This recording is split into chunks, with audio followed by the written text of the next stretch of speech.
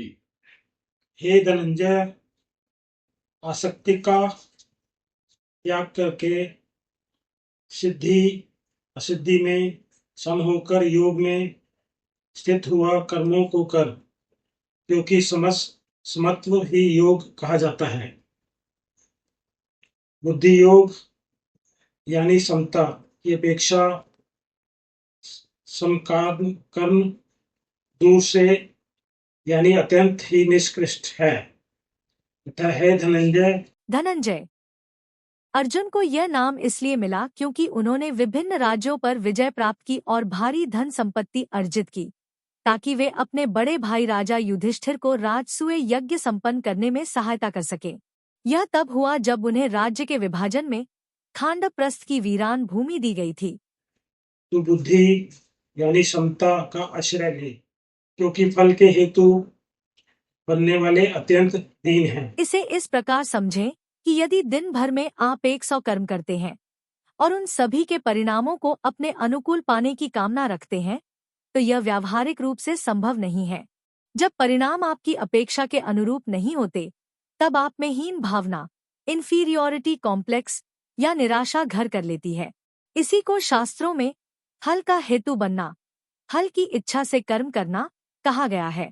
जब यह हीन भावना मन में घर कर लेती है, तो एक सूक्ष्म संस्कार का जन्म होता है, जिसके कारण हम अपने अनिवार्य और आवश्यक कार्यों से भी विमुख या उदासीन हो जाते हैं। इस प्रकार मनुष्य मानसिक और आध्यात्मिक रूप से अत्यंत दीन अवस्था में पहुंच जाता है। बुद्धि यानी समता से युक्त मनुष्य यहाँ यानी जीवित अवस्था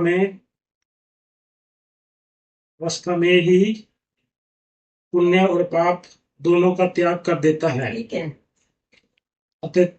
अतः तू योग यानी समता में लग जा, क्योंकि कर्मों में योग ही कुशलता है।